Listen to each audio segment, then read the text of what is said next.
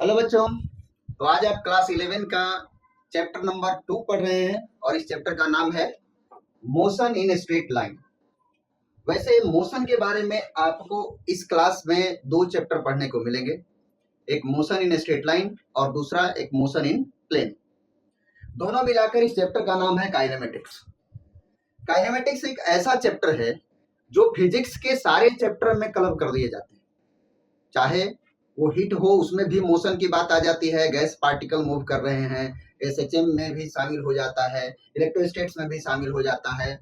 बहुत सारे मैंने हर चैप्टर में चाहो जहां मर्जी करो उसको एंट्री मारा दो और एक क्वेश्चन बना दो। इसलिए ये चैप्टर बड़ा बेहतरीन चैप्टर है जिसे आपको बड़ा मन लगा के पढ़ना चाहिए। ये चैप्टर आप 9th क्लास में भी पढ़े हुए हैं, थोड़ा यहाँ पर आप एक्सटेंडेड फॉर्म में पढ़े। बड़ा इंटरेस्टिंग चैप्टर है।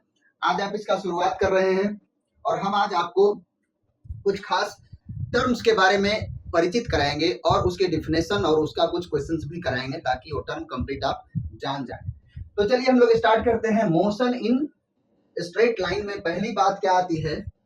काइनेमेटिक्स जिस वर्ड का नाम है वो काइनेमेटिक्स क्या है?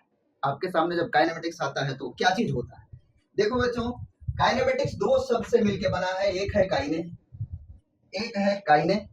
काइने का मतलब होता है मोशन। काइने का क्या मतलब होता है? मोशन। मैटिक्स का मतलब होता है मैथमेटिक्स।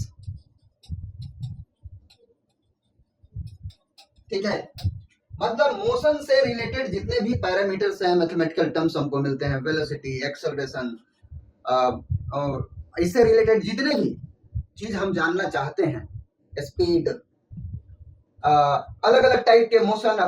मोशन में बड़ी सारे टाइप हैं, सर्कुलर मोशन है, रोटेशनल मोशन है, वाइब्रेशनल मोशन है, मतलब जितने भी आएंगे वो सारी चीज के बारे में हम बारी बारी से पढ़ेंगे। सारे टॉपिक्स का अलग अलग टर्म्स हैं और सारे टर्म की जब हम मैथमेटिकल जानकारी लेते हैं, उसके स्टडी करते हैं, तो वो हम बोलते हैं काइनेमेटिक्स। वैसे डिफिनेशन वाइज इसको बोला जाता है the branch of mechanics that deals with the study of motion of object without knowing the cause of motion.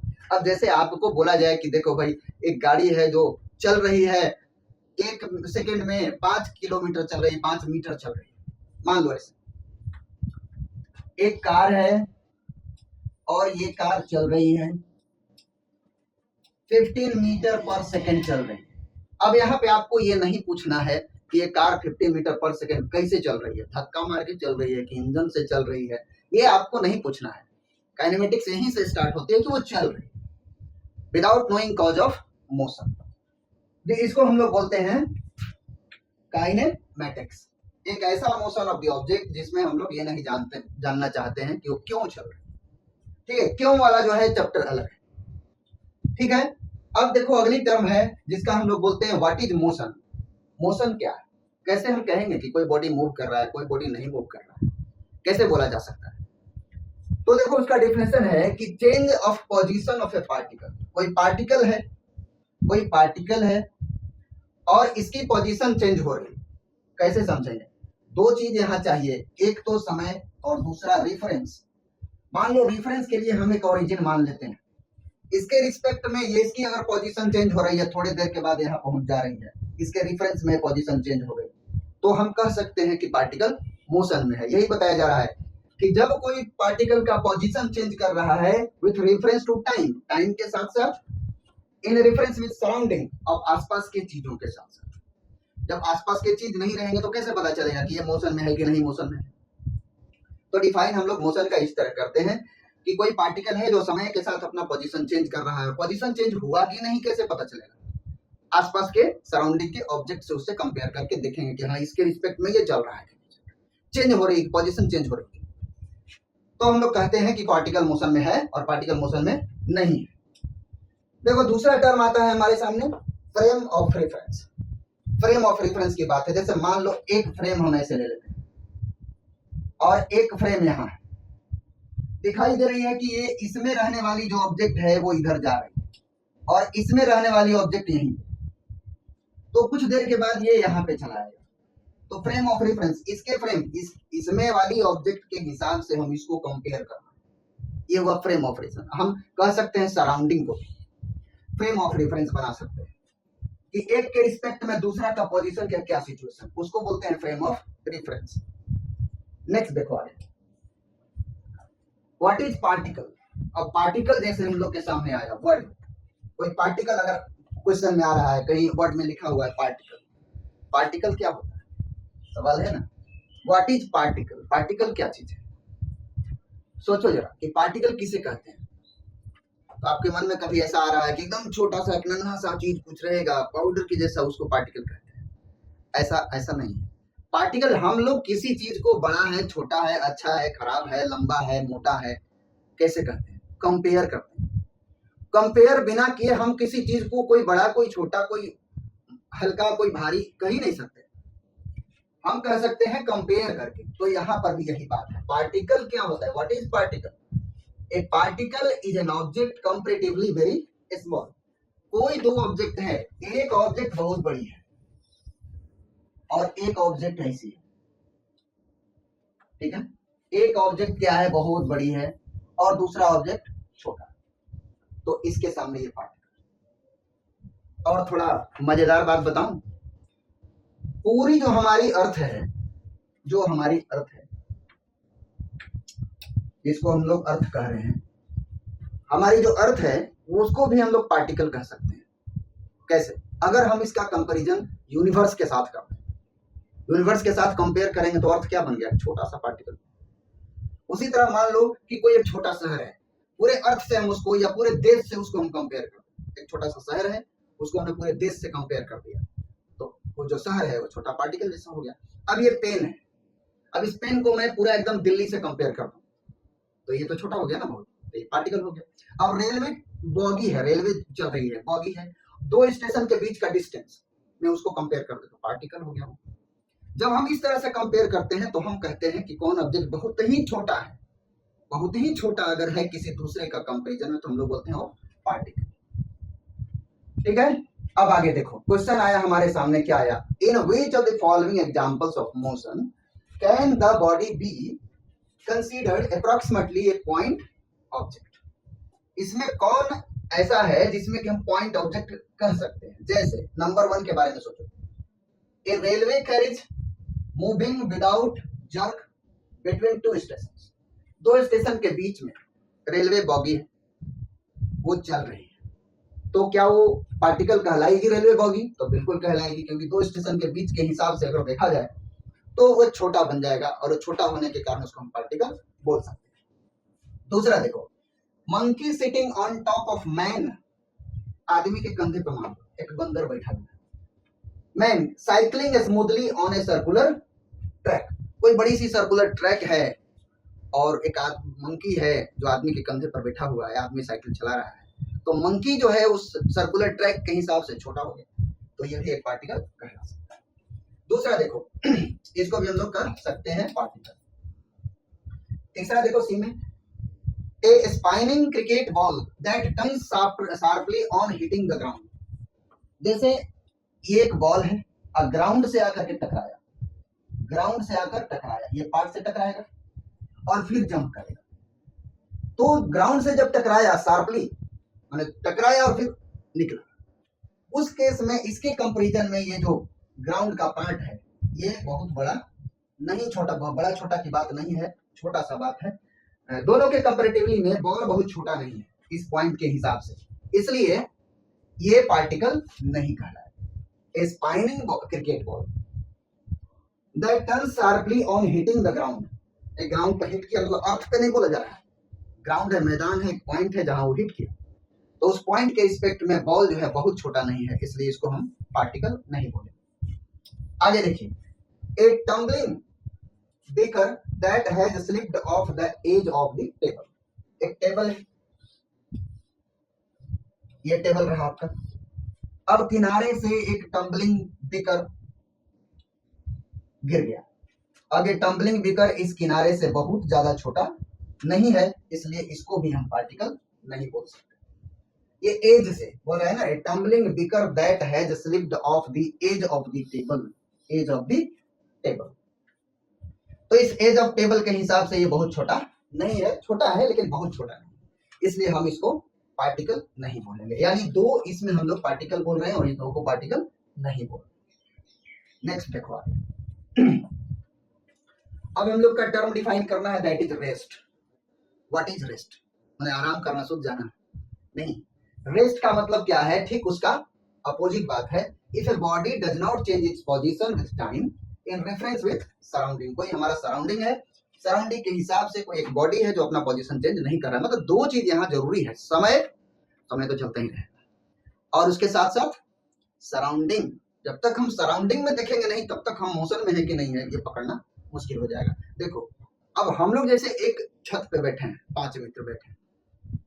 अब 5 मित्र बैठे हैं तो हम लोग बोलो बोलो, अब यहाँ पे सोचो, 5 मित्र हम लोग आपस में बोले कि हम लोग तो रेस्ट में, ये सही है कि गलत? सोचो, 5 मित्र बैठकर अगर बोल रहा है कि हम लोग तो रेस्ट में, सही बात हुआ या गलत? ये एग्जैक्ट सही क्वेश्चन ही नहीं है। क्वेश्चन तो तब होगी ना जब हम कंपेयर करेंगे। जैसे हम अगर कोई बस में बैठे हुए, मान लो बस में बैठे, बस में 2 आदमी इस तरह, ठीक है, एक आदमी बाहर खड़ा। अब ये नाम है ए और ये नाम है बी और इसका नाम है सी। अगर हम बोले कि बताओ ए रेस्ट में है कि मोशन में है, चूंकि बस चल रही है, बस क्या है? चल रही है 20 मीटर पर सेकंड, बस अपना चल। हम अगर सवाल आपसे पूछें कि ए मोशन में है कि रेस्ट में है, तो ये सवाल ही गलत होगा, क्योंकि ए को हम कंपेयर करेंगे तभी ना। अगर हम बोले कि ए बी के रेस्पेक्ट में मोशन में है कि रेस्ट में है, तब आप बोल सकते हैं कि नहीं रेस्ट, ए बी के रेस्पेक्ट में रेस्ट में है, क्योंकि बी भी चल रहा है, ए भी चल रहा है, दोनों में कोई रेफरेंस का, डिस्टेंस का फर्क नहीं पड़ रहा है, तो कह सकते हैं कि रेस्ट। लेकिन अगर बोले कि ए बी के रेस्पेक्ट में मोशन में है कि नहीं, तब हो सकता है कि हाँ ये मोशन में है इसके रिस्पेक्ट में, क्योंकि बस चल रही है और ये तो खड़ा है बाहर। इस तरह हमारे पास एक नई सवाल भी आ जाती है कि हम किसी बॉडी को बिना कंपेयर किए रेस्ट या मोशन नहीं बोल सकते। जैसे छत पे हम लोग बैठे थे 5 मित्र, अभी मैंने जो सवाल किया था, 5 मित्र बैठे हैं, हम सभी लोगों ने बोला हम लोग तो रेस्ट में, ये कैसे हो सकता है? कोई उसमें से बोल दे कैसे रेस्ट में, तो बताया जा सकता है भाई कि नहीं हम सब लोग मोशन में है। कैसे? क्योंकि हम लोग अर्थ में है, अर्थ पर है, अर्थ पर एक मकान बना हुआ है, और उसी मकान के छत पे हम लोग 5 लोग बैठे हैं, और ये अर्थ जो है पूरी सन के चारों तरफ गोल गोल चक्कर काट रही है, पूरा अर्थ ही। तो पूरा जब अर्थ ही घूम रही है तो मकान भी साथ साथ में घूम रही है। तो अगर हम अर्थ का रिस्पेक्ट अगर ले ले सन, तो पूरा अर्थ मोशन में है और हम लोग 5 मित्र भी मोशन में, ऐसा भी बोल सकते हैं। तो जब तक हम रेफरेंस नहीं बात करेंगे तब तक रेस्ट और मोशन नहीं कर सकते। ठीक है, नेक्स्ट देखो आगे।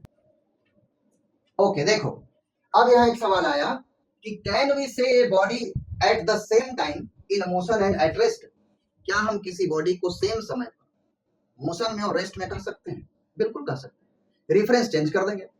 जैसे यहीं पे अभी हमने आपको दिखाया कि एक, जैसे अभी हमने बात किया अपने साथ में कि ये अर्थ है, और अर्थ पे यहाँ पे छत पे 2 आदमी बैठे हुए हैं, ठीक है, और ये पूरी सन के रिस्पेक्ट में घूम रही है।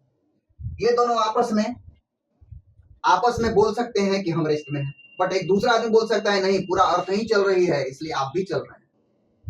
तो सेम थिंग, कोई आदमी बोल रहा है कि रेस्ट में है और कोई आदमी बोल रहा है कि मोशन में है। ठीक उसी तरह बात यहाँ कि ये हो गया बस, और बस आगे चल रही है, इसमें 2 आदमी बैठा हुआ है, एक आदमी बाहर खड़ा है, ये ए है, ये बी है और इसे सी है। ए बी के रिस्पेक्ट में रेस्ट में है और ए सी के रिस्पेक्ट में मोशन में। सेम ही समय पर किसी बॉडी को मोशन और रेस्ट में बोला जा सकता है। ठीक है, आगे देखो, अगला टर्म हमारे पास है डिस्टेंस। डिस्टेंस क्या होता है? तो डिस्टेंस का डेफिनेशन है total path covered by A particle. जैसे देखो कोई एक पार्टिकल है यहाँ पर, और ये पार्टिकल घूम घुमाकर ऐसे ऐसे ऐसे ऐसे ऐसे, ऐसे यहाँ आ गया, तो ये टोटल डिस्टेंस जो हुआ वो डिस्टेंस कहलाएगा। ये पाथ जितनी हो गई ए से बी पहुंचने में, जैसे जैसे वो पाथ कवर किया वही कहलाएगा डिस्टेंस। पाथ कहो या डिस्टेंस, पाथ ये डिस्टेंस। और डिस्प्लेसमेंट क्या कहलाया? ये शॉर्टेस्ट डिस्प्लेसमेंट हम लोग बोलेंगे इसको, ये हो गया डिस्प्लेसमेंट, 8 होगी सीधा, इसको बोला जा सकता है डिस्प्लेसमेंट। डिस्प्लेसमेंट, डिस्प्लेसमेंट हुआ shortest distance from initial to final position, ये भी बोल सकते हैं shortest distance from initial to final position. Initial position हमारा होगा और फाइनल पोजीशन होगा, उसमें जो शॉर्टेस्ट डिस्टेंस होगी वही को उसी को हम लोग डिस्प्लेसमेंट बोलते हैं। अब देखो यहाँ पर क्या कोई एक ऐसा सिचुएशन होगा जहां पे डिस्प्लेसमेंट और डिस्टेंस दोनों बराबर हो? क्या कोई ऐसा सिचुएशन है जिस समय हम डिस्टेंस और डिस्प्लेसमेंट को can a body have distance and displacement equal? बात समझ में आ रही है? क्या कोई बॉडी डिस्टेंस और डिस्प्लेसमेंट इक्वल कर सकता है? तो बिल्कुल कर सकता है। अगर कोई पार्टिकल स्ट्रेट लाइन में चलेगा तो डिस्टेंस और डिस्प्लेसमेंट दोनों इक्वल हो जाएगा। ए से बी चला तो डिस्टेंस भी यही हुआ और डिस्प्लेसमेंट भी यही। एक बात यहाँ और आता है कि अगर डिस्टेंस और डिस्प्लेसमेंट दोनों ही से हम अनजान हैं, हमको नहीं पता है कि डिस्टेंस कितना है डिस्प्लेसमेंट कितना है, तो कॉमन अगर बात कही जाए, कॉमन अगर डायरेक्ट पूछा जाए कि ऐसे बोला जाए कि डिस्टेंस और डिस्प्लेसमेंट ऐसे बोला जाए तो इसके बीच में हमको एक साइन लगाना है। कौन सा साइन लगाएं? नंबर 1 इक्वल टू लगा दें, number 2 greater than equal to लगा दें, number 3 less than equal to लगा दें। कौन सा साइन लगाया जाए? यहाँ कॉमन बात है, डिस्टेंस है, डिस्प्लेसमेंट। इक्वल टू यहां साइन लगा दें, ग्रेटर देन इक्वल टू लगा दें या लेस देन इक्वल टू लगा दें। क्या होना चाहिए? सोचो जरा। डिस्टेंस या तो डिस्प्लेसमेंट के बराबर हो सकता है या बड़ा हो सकता है, छोटा कभी नहीं हो सकता। डिस्टेंस डिस्प्लेसमेंट से कभी छोटा नहीं हो सकता, इसलिए हम इसमें ये वाला लगा सकते हैं। ठीक है, डिस्टेंस डिस्प्लेसमेंट के या तो बराबर होगा या फिर इक्वल होगा। ठीक है, ये आपने पढ़ा डिस्टेंस और डिस्प्लेसमेंट के बारे में। अब डिस्टेंस और डिस्प्लेसमेंट से हम लोग रिलेटेड कुछ क्वेश्चन करते हैं। चलो देखो यहाँ क्या बताया जा रहा है। A body goes towards north by 20 metre. एक बॉडी नॉर्थ की तरफ 20 मीटर जाता है, 20 मीटर आगे। Then turns right and goes 30 metre towards east. दाहिने तरफ मुड़ गया और 30 मीटर गया। ये 20 मीटर था। इसके बाद towards east, then after again turns right and goes 60 metre towards south. 60 metre south में गया। अब कभी कभी आप यहाँ गलती कर दिया दे सकते हैं तो फिर वो मेरी जिम्मा नहीं। देखो बच्चों, कभी कभी क्या होगा आप लोग के साथ कि कोई कोई स्टूडेंट क्या करेगा कि इस 60 मीटर डिस्टेंस को स्टूडेंट ऐसे ड्रॉ कर लेगा। हाँ, ये हो गया 60 मीटर और अब वो डिस्टेंस ये निकालने लगेगा। तो ये तो बड़ा गड़बड़ हो गई ना। इसको 20 बोल रहे हो, इसको 60 बोल रहे हो, कैसे बोलोगे? अरे कुछ आंख का भी तो बात करो। तुम समझो तो ये इतना बड़ा 20 खींचे हो और 20 मीटर के बराबर ही 60 खींचोगे तब तो गड़बड़ फिगर बन गई ना। तो फिगर गड़बड़ हो जाएगी तो आंसर भी गलत होगी। ठीक है, तो ऐसा नहीं करने का। देखो क्या है कि 60 मीटर इसको ड्रॉ करना है। ऐसे ये हो गया 60 मीटर। अब बोला कि डिस्टेंस और डिस्प्लेसमेंट बताइए। तो डिस्टेंस बताने की अगर बात आएगी, डिस्टेंस तो क्या लिखेंगे? 20, 30, 50 और 60, 110 मीटर हो गया। और डिस्प्लेसमेंट तो ये होगा ना, shortest distance between initial and final position. ये वाला कैसे निकलेगा? अगर ए बी निकालने की बात आएगी तो कैसे निकलेगा? सोचो जरा। डिस्टेंस तो हम लोग निकाल लिए बड़ा आराम से। अब देखो, इसको निकालने के लिए हम क्या करें कि एक ऐसे लाइन ड्रॉ कर लेते हैं और इस लाइन के बारे में सोचो कितना 30 होगा कि नहीं होगा। ये 20 है तो ये भी 20 होगा और ये कितना होगा 40। ये फिर हो जाएगा 40। तो देखो 30 है 40 है, इसका अगर पाइथागोरस लगाओगे तो आ जाएगा 30 का स्क्वायर प्लस 40 का स्क्वायर, तो आंसर आ जाएगा 50। यानी डिस्प्लेसमेंट हमारा हो गया, डिस्प्लेसमेंट हो गया 40 मीटर। ये पहली क्वेश्चन हो गया डिस्टेंस और डिस्प्लेसमेंट से रिलेटेड। चलो नेक्स्ट देखो क्वेश्चन क्या है। Distance and displacement for a round trip of a circular path, एक सर्कुलर पाथ है मान, और यहां से कोई पार्टिकल चला पॉइंट ए से और एक राउंड लगाया, रेडियस इसका कितना है, रेडियस आर, ए से पार्टिकल चला गोल गोल गोल गोल घूमते घूमते घूमते घूमते फिर यहाँ ए पर, डिस्टेंस कितना कवर हुआ, तो राउंड पूरा जो घुमा वो तो डिस्टेंस हो गया ना, तो डिस्टेंस हो गया हम लोग का 2 पाई आर, ये हो गया डिस्टेंस। और डिस्प्लेसमेंट कितना हुआ, डिस्प्लेसमेंट होता है shortest distance from initial position to final position, तो इनिशियल और फाइनल दोनों एक ही जगह हो गया, तो हमारा हो गया डिस्प्लेसमेंट, डिस्प्लेसमेंट इक्वल टू 0। तो अब यहाँ पे सवाल आ जाती है कि क्या डिस्प्लेसमेंट 0 होने के बावजूद भी डिस्टेंस हो सकता है, बिल्कुल हो सकता है, डिस्प्लेसमेंट 0 हो सकता है, ठीक है, और डिस्टेंस नॉन जीरो हो सकता है, लेकिन डिस्टेंस नॉन जीरो और डिस्प्लेसमेंट डिस्टेंस 0 और डिस्प्लेसमेंट नॉन जीरो ऐसा नहीं हो सकता है, ठीक है। तो एक राउंड घूमने में डिस्टेंस तो हो गया लेकिन डिस्प्लेसमेंट हो गया 0। आओ नेक्स्ट, अब ये देखो क्या बताया जा रहा है कि एक पार्टिकल यहाँ पर है पॉइंट ए पर और वो मूव करते करते करते करते बी पर आया, रेडियस आर है और एंगल इसने बनाया 60 डिग्री, तो बोलो डिस्प्लेसमेंट कितना होगा, if a body goes from A to B subtending angle 60 degree, then find displacement,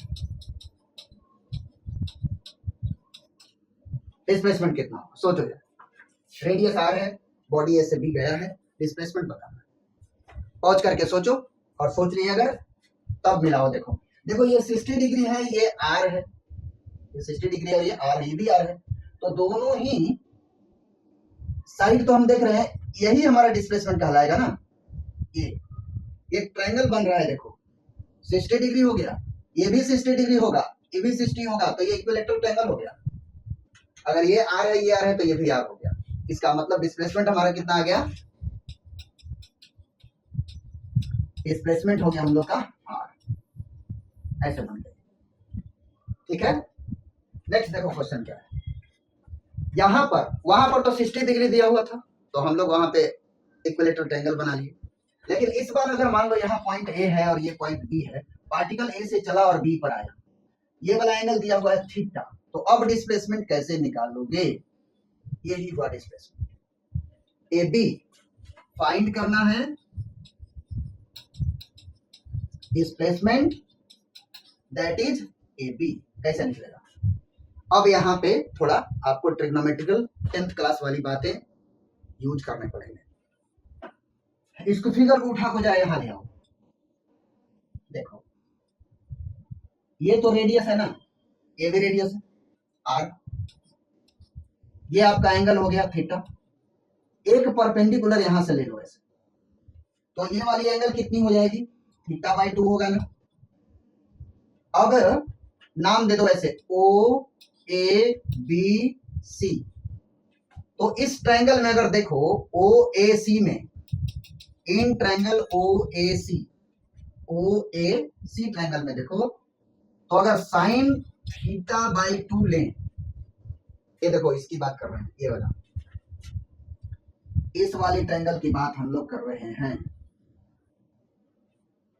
ये थीटा बाई 2 हो गया, क्योंकि टोटल एंगल थीटा था, तो बीच में मैंने ऐसे कर दिया तो थीटा बाई 2 हो गया, और हमको पूरा ए बी चाहिए, तो हमको आधा तो ये मिल रहा है, इसको मान लेते हैं हम एक्स, तो sine theta equal to perpendicular by hypotenuse, यानी एक्स बाई आर, आर को इधर कर दो, r sine theta by 2 equal to x, यहां से यहां हो गया एक्स और यहां से यहां हो गया 2x, तो x का value r sign theta by 2 है, तो 2x का वैल्यू कितना होगा, हो जाएगा 2r साइन थीटा बाई 2, और 2x की जगह क्या लिख देंगे, a b लिख देंगे, तो a b हम लोग को मिल गया 2r साइन थीटा बाई 2, ये हो गया डिस्प्लेसमेंट। डिस्प्लेसमेंट से बहुत अच्छा अच्छा क्वेश्चन पूछे जाते हैं, मतलब जेई में भी पूछे जाएंगे, मेडिकल में भी पूछ दिए जाएंगे, ऐसा नहीं कि जेई से कोई कमजोर क्वेश्चन है ये, ऐसा भ्रम में नहीं रहना है, क्वेश्चन जेईई में ऐसा नहीं कि पहाड़ वाली क्वेश्चन खाली आती है, वो सिंपल क्वेश्चन भी आते हैं,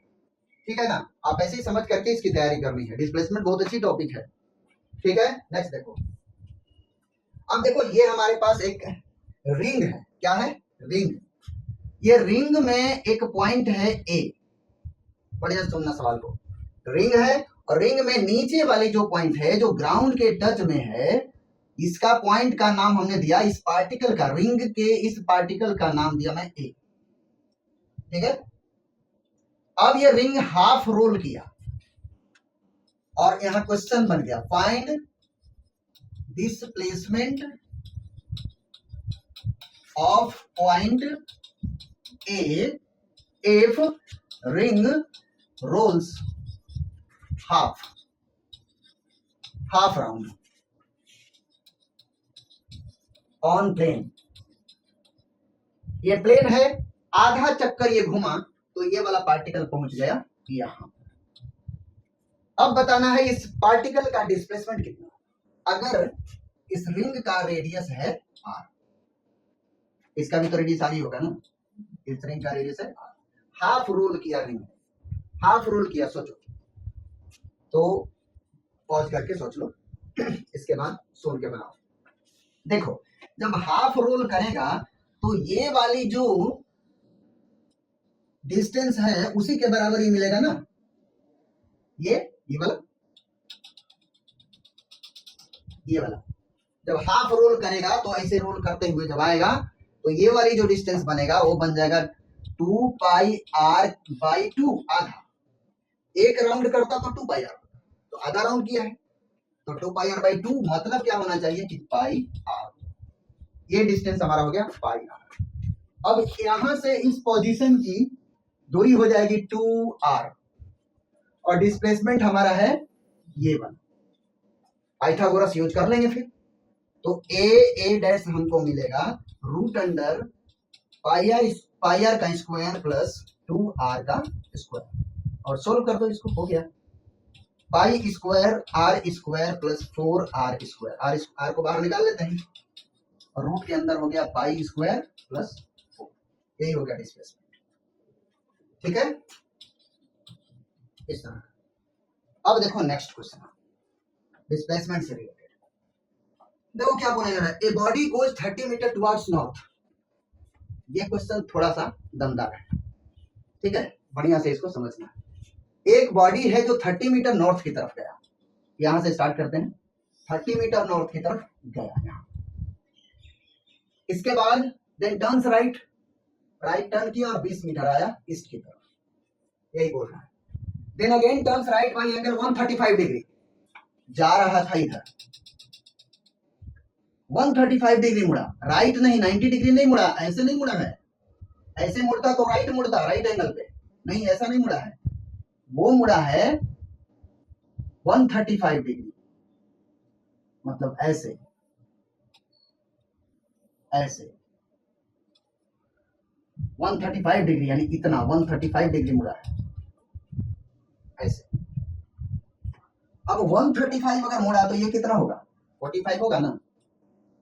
अब इसके बाद पूछा इसने कि डिस्प्लेसमेंट बताइए, और हाँ डिस्प्लेसमेंट अब ये पूछा, तो डिस्प्लेसमेंट तो यही ना है भाई मेरे, यही तो हमारा इनिशियल पोजीशन था ए और फाइनल मान लो बी, यही हुआ डिस्प्लेसमेंट। कैसे निकलेगा, ये सब कहानी बोल दिया मैं तब, ठीक है, बना दिया इसलिए, तो नहीं बनाता तो ये थोड़ा मुश्किल हो जाती। अब देखो जरा, ये वाली डिस्टेंस को बोला है 30√2, ये वाला डिस्टेंस कितना हुआ, ध्यान देना जरा, ये तो 20 है ना, 20 मीटर बोला गया है यहाँ क्वेश्चन में कि ये 20 मीटर गया ईस्ट की तरफ और ये 30 मीटर था। यहां से जब मुड़ा 135 पे तो ये एंगल बन गया 45 जब बना तो ये भी 45 ही रहेगा, क्योंकि ये तो 90 है, तो ये 45 ये 45 तो ये 20, तो ये भी 20 होगा ना, फेज वाला ये 20 हो, 20 डिग्री कहलाएगा, 20 मीटर कहलाएगा। अब ये वाला कितना कहलाएगा, अब देखो यहां से यहां 30 था और ये 20 है, तो ये तो 10 कहलाएगा ना, ये देखो कहलाएगा 10।